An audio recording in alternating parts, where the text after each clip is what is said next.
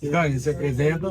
Meu nome é Daniela Abad, eu tenho 50 anos, sou administradora, sou triatleta amadora há 11 anos e fui no último mês de outubro para Kona participar do Mundial de Ironman.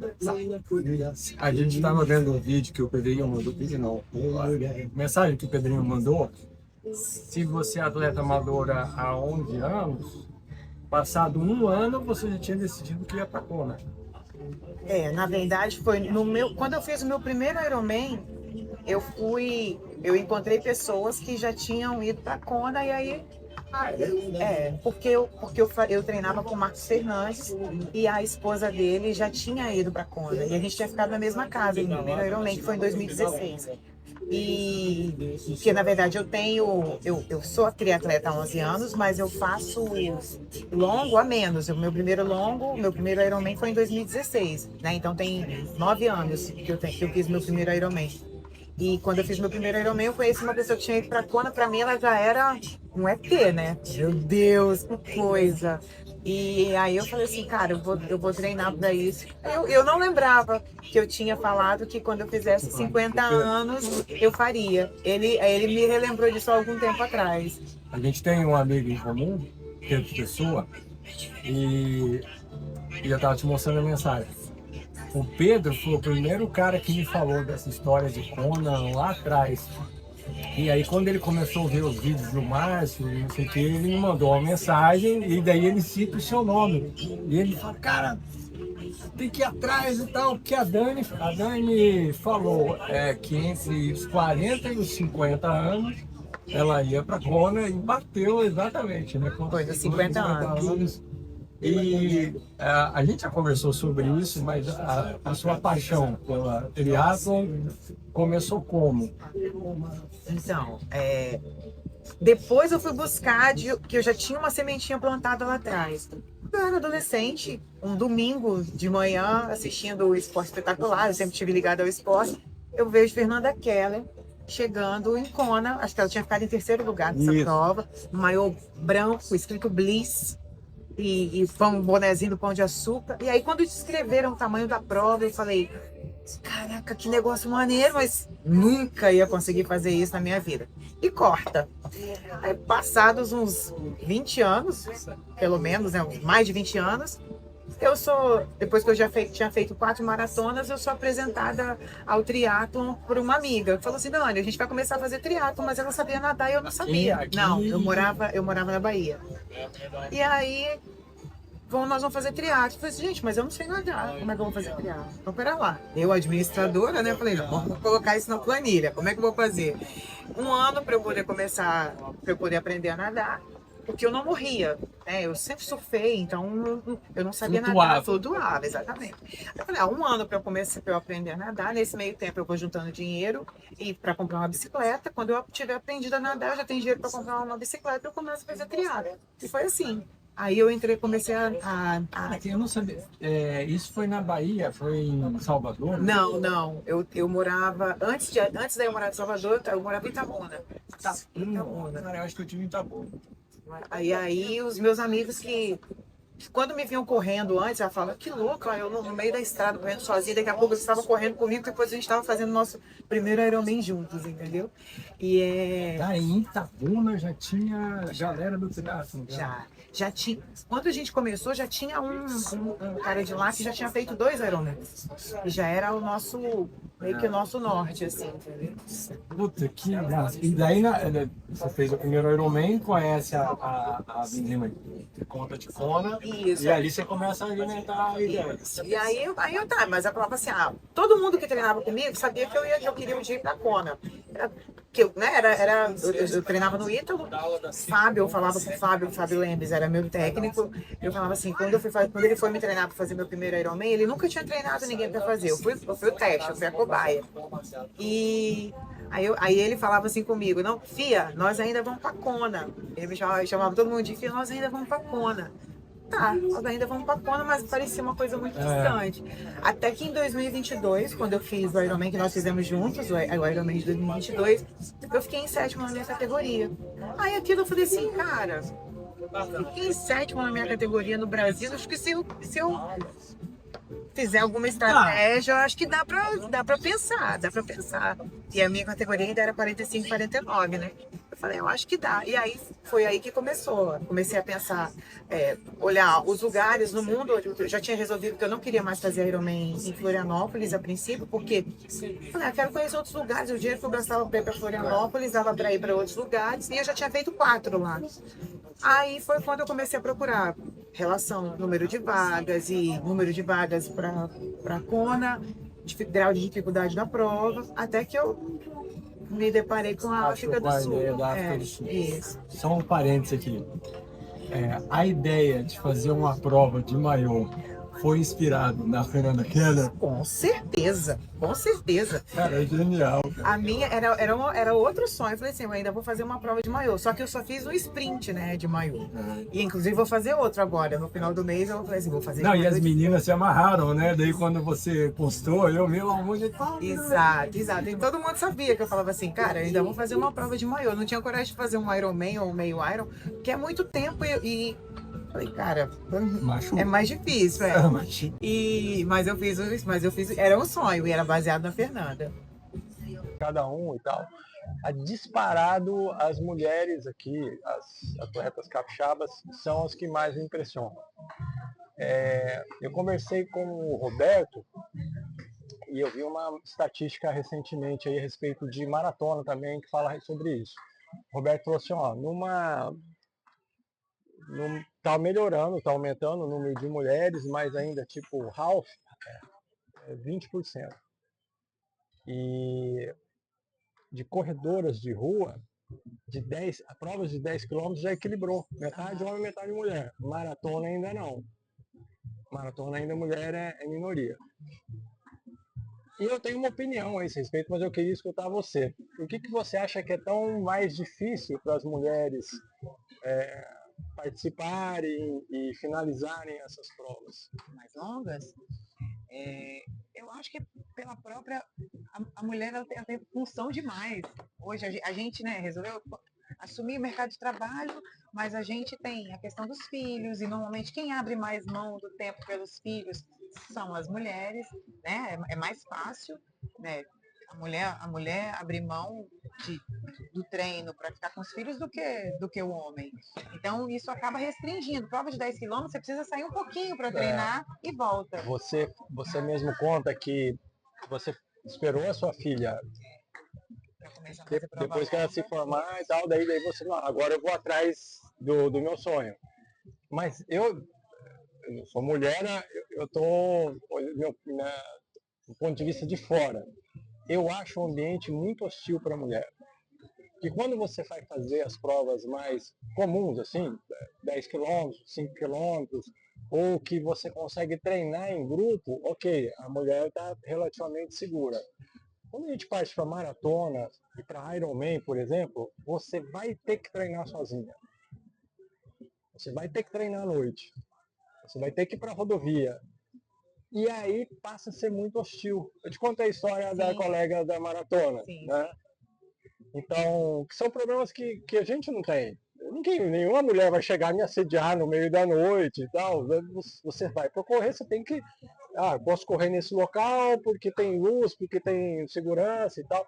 Então, acho que o ambiente ainda é muito hostil. Já não basta o desafio da prova, tem todo esse entorno. E a gente convive naquela... A gente tem colegas que resolveram se desafiar e fazer a prova que a família não comprou a bronca. Né? Então, além de tudo aquilo que tinha que vivenciar, de todo o desgaste da prova, ainda tinha um mau humor, digamos assim, da família.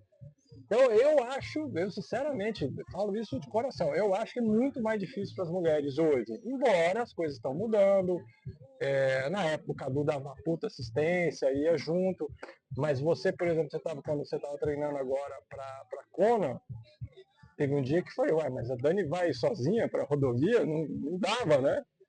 E como é que é a experiência? Porque você fez treinos numa época que ninguém estava treinando, que só você ia para Kona, e tinham treinos longuíssimos, E como é que você conseguia conciliar? Quem que te ajudou para não ir sozinha?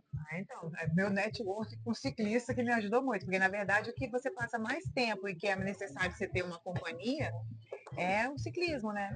Porque você precisa de mais quilômetros, de mais horas de treino.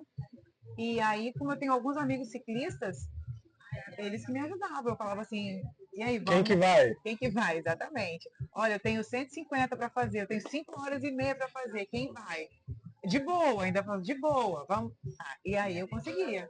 E às vezes era assim, eu só vou até tal ponto. Não, beleza. Eu começo antes, porque eu acho que quando começa mais cedo é mais tranquilo, porque acho que o ambiente vai ficando pior à medida que o tempo que vai amanhecendo, que vai ficando mais tarde.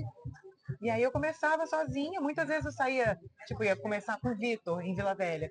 Saía de casa até eu chegar lá no posto, dava 1 hora já de pedal, e aí depois eu continuava com ele, entendeu? Então, já combinei com você assim também, a gente acabou não conseguindo ir. Mas não, eu adianto, porque aí na hora que é o horário normal de todo mundo, eu vou com mais alguém para poder ter Então, aí você comentando como é que você organizava, fazia coincidir os horários, isso me lembra uma coisa. Eu não sei se o perfil da pessoa influencia como ela se comporta como atleta ou se é o esporte que influencia o nosso comportamento com o passar do tempo. Mas eu lembro, por exemplo, do Pedrinho, ele é um cara extremamente detalhista. Então o treino tinha que ser perfeito. A Lara a gente chamava zumbi de treino e tal, e ela vai sofrendo e vai na marra e tal. Cada um tem um jeito. E toda a sua trajetória até fazer Kona tem muito de planejamento, né? Muito de estratégia e de autoconhecimento também. Porque teve um comentário que eu fiz, eu não sei se todo mundo entendeu, você não é a pessoa que nada mais rápido, por exemplo. Talvez o seu forte seja a resistência, né? E daí você, vou fazer uma prova que exige resistência, vou fazer uma prova que se enquadre nas minhas características. Eu não conhecia ninguém que tinha ido para a África do Sul até então. Nem eu. E daí, do nada, eu não sabia que você ia tentar, do nada você vai para a África do Sul fazer uma prova que é extremamente desgastante, eu queria que você contasse, mas que você achou, não, nesse tipo de situação eu vou conseguir me sobressair. Na verdade, eu sou aquela pessoa que cumpre todos os treinos para poder ter segurança. Eu preciso fazer porque eu não sou a mais talentosa, mas eu sou persistente, eu sou resiliente, eu sou disciplinada. Então, isso faz toda a diferença. E aí, quando eu escolhi a África, sabia que todo mundo falava assim, gente, mas por que você escolheu a África? A prova é difícil. Porque eu também não sabia do vendaval, eu sabia... Sabia da água gelada? Da água gelada eu sabia, porque a Amanda tinha feito um 70,3 lá. Aí ela falou, Dani, eu nunca senti tanto frio na minha vida. Beleza. Mas aí eu fui olhar a retrospectiva, a temperatura da água era em torno de 20 graus. Falei, 20 graus tá de boa, eu gosto de água gelada. A gente nada que é isso.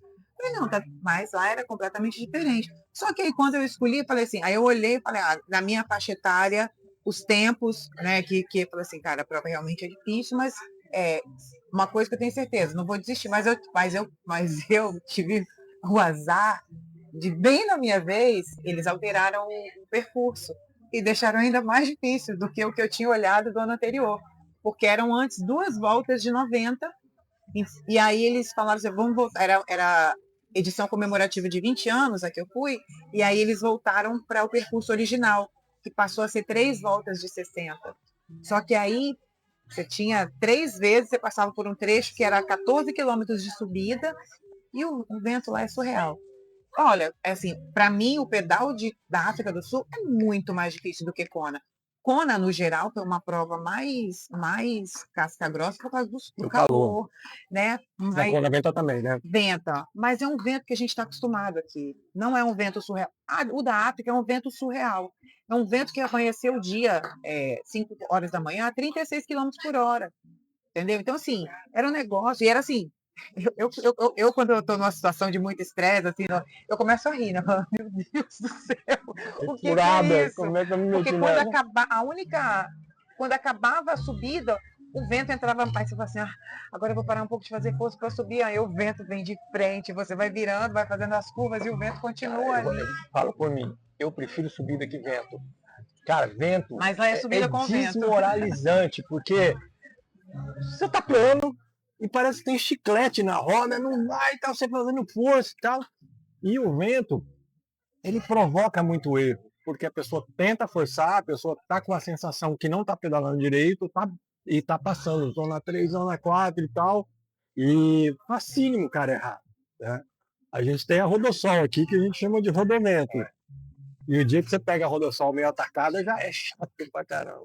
No final, E é plano, né? E é plano, e é plano. Lá, assim, foi o pedal mais difícil que eu já fiz na minha vida, numa prova, foi o da África do Sul. E lá todo mundo fala inglês de boa, a comunicação foi fácil. Foi fácil, fala inglês. Os sul-africanos, eles falam, às vezes eles dão umas misturadas, porque eles têm um dialeto próprio, aí dá umas emboladas assim, aí eu pedia para repetir, mas não tive problema nenhum. A língua foi de boa. Duolingo tá em dia. E a Duolingo, e a viagem? Deve ser um lugar muito curioso, né? Cara, me impressionou muito, porque assim, eu não sabia quase nada da África do Sul. Né? Eu sabia Jeffreys Bay, porque inclusive é engraçado isso, porque quando eu surfava, que eu era adolescente, o meu sonho era um dia surfar em Jeffreys Bay, que era a maior direita do mundo. E aí, quando eu falei assim, meu Deus, eu preciso ir. Jeffreys Bay fica a 80 quilômetros aproximadamente de Porto Elizabeth, onde é a prova, né? Falei, cara, eu preciso ir em Jeffreys Bay de qualquer jeito. Então, é engraçado, porque uma coisa. Mas não tem aquele lance do tubarão e tal? Tem. Mas. No Havaí também tem. Na Austrália também tem. Ai, caramba! Não, mas lá é tubarão branco mesmo, né? Mas parece que tem. Quando você faz a prova, eu acho que deve ter algum tipo de. Lá não tem. Só que dizem que lá não tem em Porto Elizabeth, especificamente, não tem incidência disso. Aí quando eu cheguei lá para fazer meu primeiro treino de natação, cheguei sozinha. Primeiro eu já falei, um dia tava vento, mas tava um dia bem quente. Falei, vou nadar de maiô. Aí eu vi o pier, o nome do pier é Shark Point. Aí vem um salva-vidas. Deve ter algum motivo para ter esse nome, né? Aí veio o salva-vidas, ele me viu começando a me arrumar, falou assim, você vai nadar? Falei, vou. Aí ele, você vai sem roupa de borracha? Eu falei, vou. Aí ele, é melhor você colocar. Falei, por quê? Porque a água tá 14 graus. Aí merda, 14 graus? Aí eu vi que era 20 graus, eu falei, não, vou me preocupar, porque minha roupa de borracha anda, mas 20 graus tá de boa. Ele tá 14 graus, então é melhor você colocar a roupa de borracha. Eu falei, não, vou colocar. Aí eu perguntei a ele, falei assim, aqui, eu vou nadar sozinha, que tubarão? Não, aqui não tem não, tem 7 anos que eu trabalho aqui, nunca teve nenhum. Eu falei, mas então, por que o pier chama Shark Point? Aí ele, não, deve ser alguma história muito mais antiga, mas não se preocupa não. Eu entrei na água, primeiro 100 metros, eu falei, meu Deus, eu não vou conseguir nadar nesse lugar. O meu rosto congelou, ele queimava e gelava ao mesmo tempo. Eu falei, nossa, eu não vou aguentar. Aí depois foi acostumando, passou dos 100 metros, foi acostumando, aí eu continuei. Mas era assim, e dava medo, porque a água é muito clara, eu via tudo lá embaixo, eu falava, meu Deus do céu, não vou muito longe não, mas extremamente gelada a água. E eu falei, nossa. Tem correnteza, na onde a gente faz a prova, da onde a gente faz é ótimo, né? Onde vocês fizeram a prova, era mais liso ou aquela ventania toda chacoalha? Então, a ventania chacoalha e tinha corrente. A gente passa por trás de um pier e aí as boias lá são muito grandes e mesmo assim você se perdia. Era muito espaço e ela tem uma corrente e é muito gelado. O que acontece? Na segunda volta, eu já não sentia direito a minha mão. Eu olhava assim, como é que meu braço estava entrando, minha mão estava toda toda torta, assim, entrando na água. Falei, meu Deus, não estou saindo do lugar. E na hora que eu acabei a primeira volta, eu falei, gente, eu olhei e falei, 48 minutos? Meu Deus, o que está acontecendo? Eu devo ser a última. Aí quando eu entrei de novo, eu vi todo mundo nadando também. Foi uma natação muito difícil para todo mundo. Muito gelado. Aí voltando à história de planejamento, estratégia e de autoconhecimento. Não, vou pegar uma prova que é uma prova dura, porque o Ironman não é fácil, né? Então, só para recapitular, 3.800 de natação, 180 de bike e uma maratona no final, 42 e alguma coisa. As distâncias por si só já são desafiadoras. Só que não existe a gente comenta isso, não tem uma métrica perfeita para comparar entre provas. Porque tem provas que você vai nadar no mar liso, tem prova que tem correnteza, tem prova que é em lago, que a água a gente chama de água pesada. Tem prova que o pedal é tranquilo, tem prova que tem muito vento, tem prova que tem subida. Então, são desafios diferentes. Esse desafio nunca é pequeno, mas são provas com características diferentes. E quando você vai para lá, você fala, não, eu vou para lá e tal, volta, consegue a vaga, que eu acho, cara, eu acho fantástico. Eu acho que tem muito de obstinação, de pegar uma prova dura, mas tem planejamento, são coisas que eu admiro no esporte. Mas esse era o teu sonho. Parece que o teu sonho tem que se adaptar ao das outras pessoas, né? Não, só vale se for Floripa, só vale se for uma prova plana. Você percebeu isso? Mas a Dani vai para Kona, Mas ela foi lá mas ela foi pra pra África do Sul. como se fosse Como se fosse fácil, né? depreciativo. Não, cara. Na África do Sul, tubarão, gelo, vento. Mas assim, é engraçado, mas eu me deparei com isso durante muito tempo, porque como eu sou meio que pioneira aqui no estado, né? Eu lembro que em 2016 eu era a única capixaba no Ironman Florianópolis. Aí logo depois, 3 meses depois, eu fiz meu primeiro capixaba de ferro, que eu era a única mulher. Foi a brincadeira aqui, que foi os 30 pessoas e eu era a única mulher. E nesse dia ali do capixaba de ferro, acho que você já fazia triatlon em Eu comecei. 2016? Acho que ainda não. Então, nesse dia. Não fazia não. Então, Os primeiros capixabas de ferro. foi num dia 7 de setembro, era uma quarta-feira, em Vila Velha. Nesse dia, aí cada um tinha que ir com o staff, a gente tinha pessoas no carro, mas o triatlon capixaba todo se mobilizou. Todos os atletas que eu conhecia foram para lá, para a Praia da Costa, acompanhavam a gente, fazia volta na corrida e tal. E uma coisa muito legal, como eu era a única mulher, um monte de gente depois veio me falar, inclusive Lorena, que eu sou super fã, falou assim, o dia que eu te vi fazendo aquilo ali, eu falei, cara, eu preciso fazer isso também. E aí, no ano seguinte, em 2017, Floripa bombou. Qual foi o seu primeiro ano de Ironman? Não, o meu primeiro ano foi 2018. Então, 18. Em 2017 tinha um monte de gente, várias mulheres já fazendo o Ironman Floripa. Então, assim, eu acho que o que acontece? Como eu não sou performance, assim, né? Eu não tenho talento nato, sou muito disciplinada. Eu acho que eu faço com que As pessoas veem, eu acessível. consigo. Se ela consegue, eu também consigo. Eu acho isso muito legal, porque eu não. As pessoas, tem gente que fala assim, não, muito difícil, não vai não, que você não vai conseguir, para poder se valorizar. Já eu não, eu falo assim, cara, se eu consigo, qualquer pessoa consegue. Então, eu acho que eu dei essa abertura de falar assim, é acessível, vamos lá, dá para fazer, dá para todo mundo fazer. E aí, agora, a gente tem um monte de gente aqui que faz Ironman. Só fazer um parênteses, você contou essa história genial, que foi 30, 80 pessoas, se juntou todo mundo para conseguir esse número de pessoas no capixaba de ferro, e agora dá 1.000 e pouco e tal. Então, eu sou fã do capixaba de ferro, Roberta. Eu também, eu sou suspeita. Mas eu acho que caminha junto. A melhoria da prova traz mais gente traz mais patrocínio e vira um ciclo legal. Mas teve uma galera lá atrás que ralou, né? Pra gente chegar no patamar que está hoje. Com certeza, com certeza.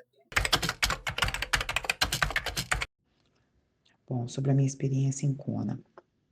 Antes de pousar, eu já fui tomada por muita emoção, porque eu vi a ilha lá de cima e aquele mar transparente, era fim de tarde, mas ainda estava bem claro, e o mar muito transparente, foi me dando um monte de emoção. Quando eu olhei a pista em que o avião ia pousar, já dava para ver que tinha lava dos lados, aquela vegetação, igual que eu estava habituada a ver nos vídeos na Queen K, então já foi emocionante só de descer do avião, parecia assim, que eu estava respirando a história. E cada atleta que eu via carregava, e tinha muitos no meu voo, carregava um brilho no olho, sabe? Um brilho de quem sabia que estava pisando ali no berço do Ironman. Ali caiu a ficha, eu tô realmente aqui. Eu cheguei em Kona.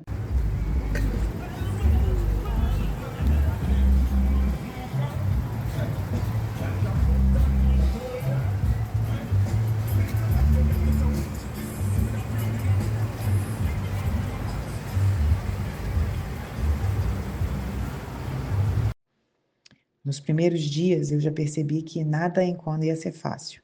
O vento não é um vento comum, ele empurra, puxa, ele muda de direção como se estivesse tentando testar você o tempo todo. E o calor não está só na temperatura. Ele vem de todos os lados. Ele sobe do asfalto, ele reflete no corpo, ele te envolve, ele te aperta, ele te queima. A umidade ainda faz ficar mais pesado, né? A respiração, os treinos, o sono. Mas ao mesmo tempo tinha toda uma magia ali acontecendo, né? Principalmente na minha cabeça, porque era um sonho sendo realizado. E a sensação que eu tinha é de estar exatamente no lugar onde eu sempre sonhei estar. A sensação não, né? Ali era a minha realidade. E era a minha sensação, era o meu sonho realizado. Bom, no dia da prova, quando eu acordei, parecia que o mundo estava em silêncio. Eu sabia que ia ser um dos dias mais intensos da minha vida, e mesmo assim eu estava calma. No caminho para a largada, eu já tentava guardar cada detalhe, o céu ainda estava meio escuro, tinha barulho de gente, do mar, das orações, os havaianos fazendo todo o ritual de abertura da prova. E em alguns momentos parecia que estava tudo fluindo, e em outros momentos parecia que nada saía do lugar. Era um misto de ansiedade com desespero, né? Mas aquela coisa normal de coração disparado em começo de prova.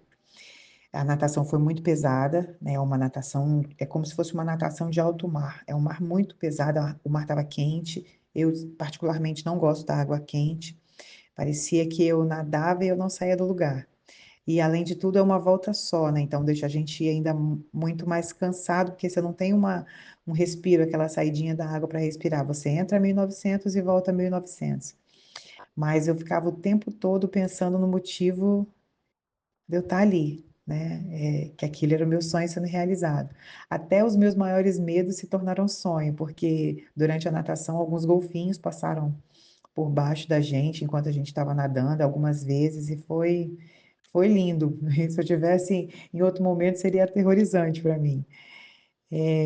Eu me lembrava do motivo que eu estava ali, aí eu voltava para o ritmo, olhava as cores do fundo do mar,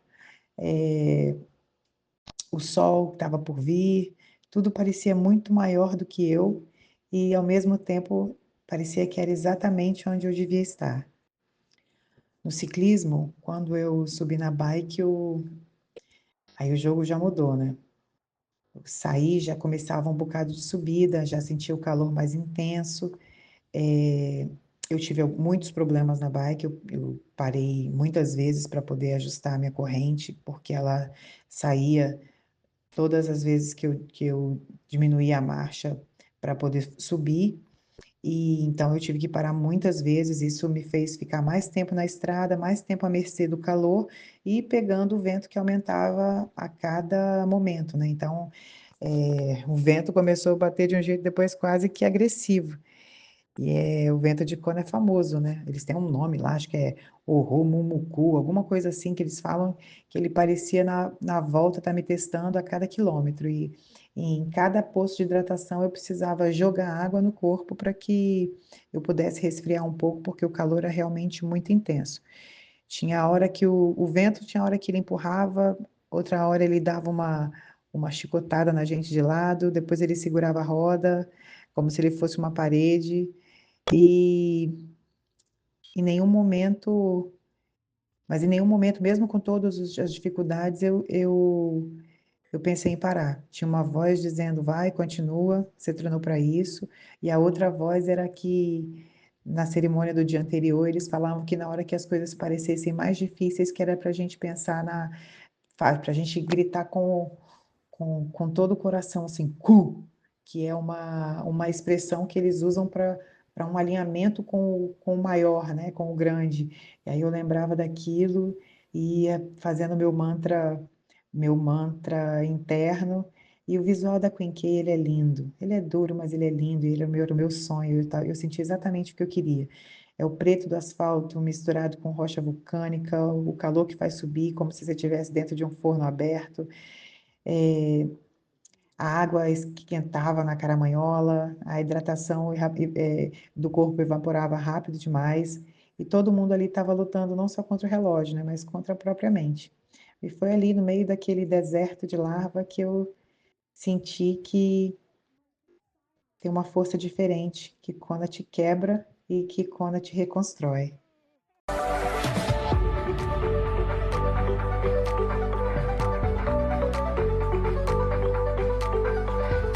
Danila Abade from Brazil, you are an Ironman.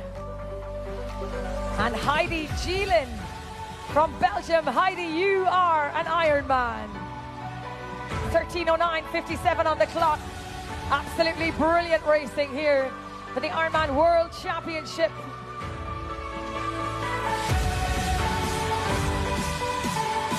Our next finisher is listening to the music, making her way across the line.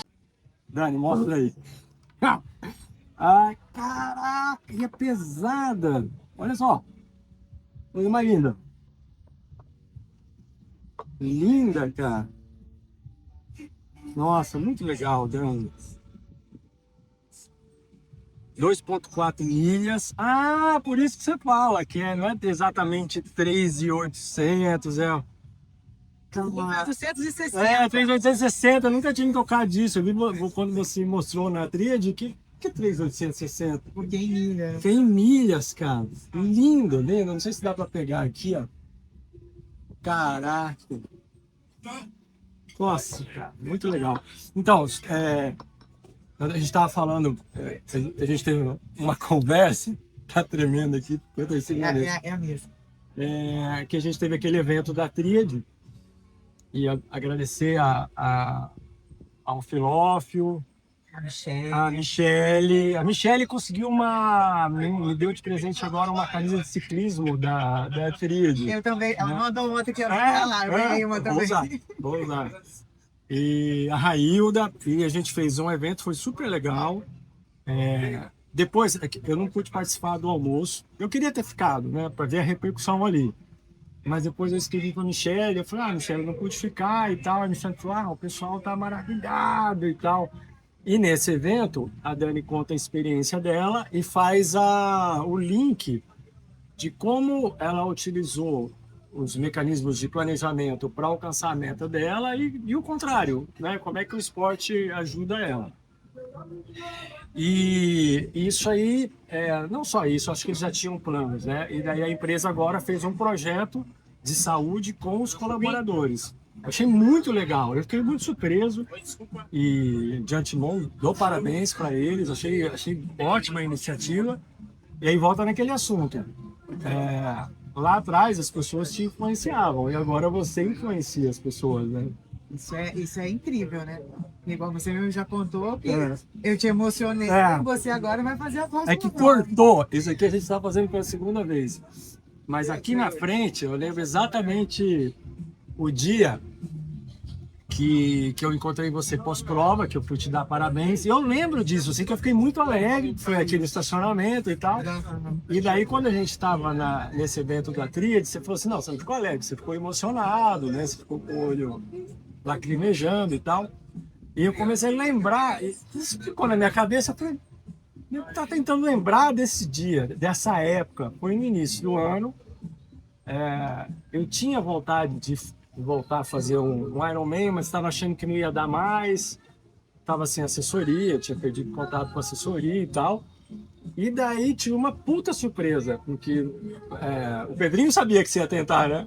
Mas eu não sabia que você ia tentar e tal. Pô, depois você volta da África do Sul com uma vaga para Kona, eu achei aquilo fantástico, assim.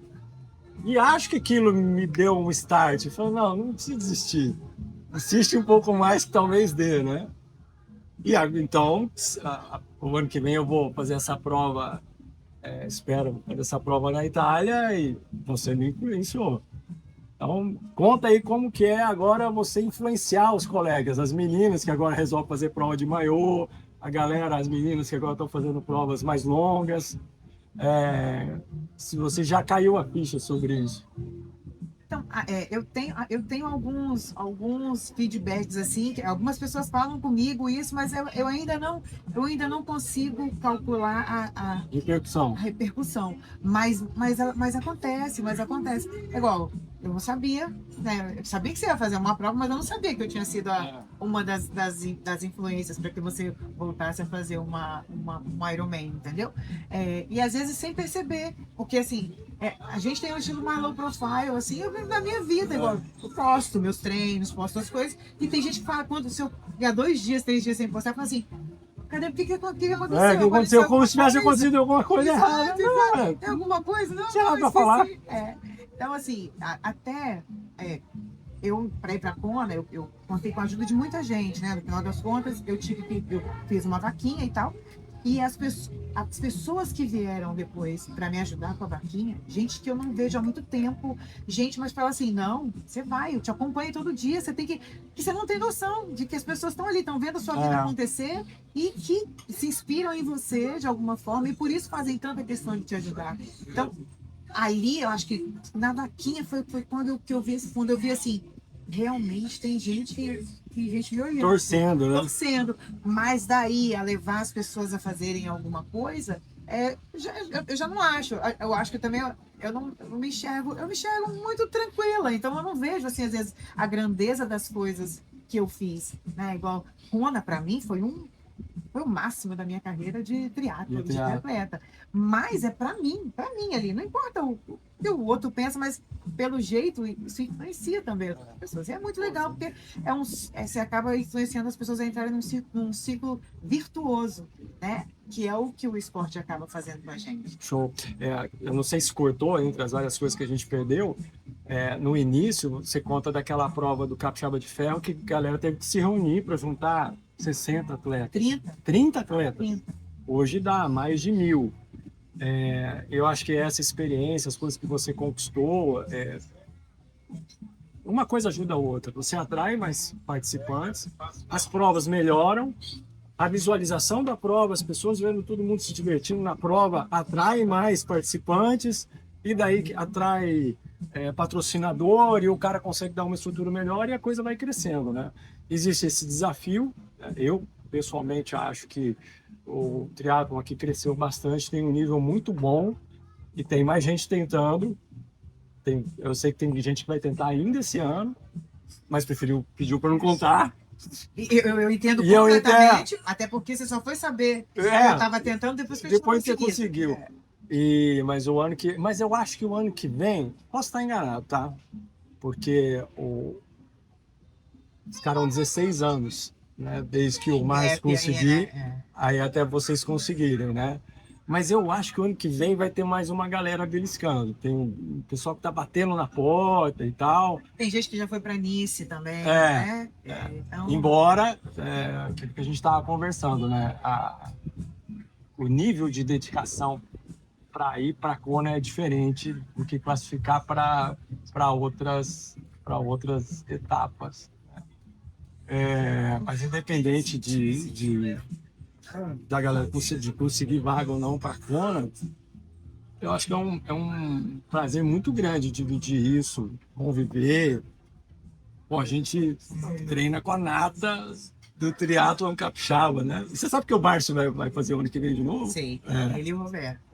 E eu trouxe para... O Márcio tem uma questão que ele tem que fazer a prova com saúde, né? Mas se o Márcio pegar pesado, talvez o próprio Márcio belisque uma vaga de novo. O Márcio tem muito talento. Muito. Porque o que está atrapalhando ele agora é o tempo, exatamente. Eu conversei com uma pessoa em Kona que estava me parabenizando por estar lá e tal. E aí ele falou uma coisa muito interessante, que ir para Kona, você tem que haver a conjunção de muitos fatores. Porque tem o fator tempo, tem o fator dinheiro, tem o fator disposição, tem o fator saúde, porque, né, a questão de lesão. Sim. E tal. Então, assim, você tem que conseguir fazer com que tudo se encaixe, e é muito difícil fazer isso. Fazer com que tudo se encaixe. Então, consegui ir para... Eu acho que assim, feito maior, eu acho que eu fui mais parabenizada quando eu consegui a vaga para Kona do que quando eu voltei de Kona. Porque é realmente muito difícil você conseguir fazer com que tudo isso daí, com que todos os astros se alinhem para que você chegue nesse ponto. A gente estava falando, né? Acho que assim, o Ironman é uma prova de um dia. E um dia tem muita coisa que pode dar errado. Mas o ciclo de treinamento é mais que 6 meses. Também pode dar muita coisa errada, né? Você pode ter cair de bike, se machucar, etc. Então, você ter a chance de ir para Kona, eu já acho foda. Olha, cheguei, estava bem. Mas além de ter a chance, naquele dia tem que dar tudo certo. Tem que dar tudo certo. Eu comecei a contar a história de um cara que eu comecei a seguir, que é César Frazão. É um cara que ele é um puta triatleta, ele tem uma assessoria esportiva e uma colega minha que deu o contato dele, eu entrei e comecei a seguir ele. E ele tentou a prova agora em Barcelona. E a prova dele vinha redonda, assim, ele estava no limite para conseguir vaga. Na hora que chegou no quilômetro 30, 32, a gente vai acompanhando, né? Daí, puf, o pace dele vai lá para baixo. Aí depois eu liguei, mandei uma mensagem para o André e falei, puta, Andréia, César, aconteceu alguma coisa na prova e tal, eu queria mandar uma mensagem para ele, mas acho que ele vai estar meio puto, né? Não sei se vai ser legal e tal. Fiquei meio assim, depois esperei passar mais uma semana e eu mandei uma mensagem para ele, troquei uma ideia com ele. Ele falou assim, olha, eu vinha bem, e daí chegou no quilômetro 30, começou a dar tela preta. Daí eu falei, olha, vou segurar aqui. Eu, poxa, cara, fiquei chateado, não te mandei mensagem até porque achei que talvez você fosse não gostar. Eu falei, não, de boa, vamos partir para a próxima. Então, tipo assim, puta de um atleta, ele não conseguiu nessa, mas ele vai conseguir em algum momento. Mas assim, a gente tem que ser humilde com a distância e com o feito. Não é fácil. A distância é muito desafiadora e tem que dar tudo muito certo. Tem muito atleta foda que não consegue. Ou que não conseguiu ainda, né? Então, mais uma vez, parabéns. Obrigada. Linda medalha, linda história. Eu sei que tem as imagens que a gente vai mostrar. E vamos continuar aí, né? E você vai tentar de novo, né? Vamos tentar de 2027. Show. E daí a gente volta a conversar. Com certeza. Tá bom? Obrigado. Beijo. Tudo de bom, hein? A Dani é formada em administração e ela trabalha com controladoria e finanças, né? Por conta da atuação dela nessa área, ela acabou desenvolvendo um olhar muito forte para planejamento, processos, metas claras, e são essas as características que ficam muito evidentes na atuação dela como atleta amadora, né? E não por acaso ela conseguiu essa vaga para o Mundial de Kona. E justamente por essa combinação incomum, né, de disciplina, método, paixão pelo esporte, ela acabou sendo convidada para encerrar o primeiro simpósio de uma empresa de diagnóstico por imagem aqui do Espírito Santo. E a apresentação dela foi muito inspiradora, realmente o pessoal ficou maravilhado com o que ela falou. E logo em seguida a gente teve um bate-papo e acabou abordando como que o esporte, especialmente os esportes de endurance, acaba ajudando a desenvolver habilidades que refletem diretamente no trabalho, né? Como foco, consistência, tomada de decisão, produtividade e até empreendedorismo e atuação empresarial. Foi um fechamento de simpósio muito leve, motivador e uma experiência muito positiva, que eu acho que o grupo ficou muito satisfeito, né? E possivelmente outras empresas vão acabar se interessando por repetir essa experiência.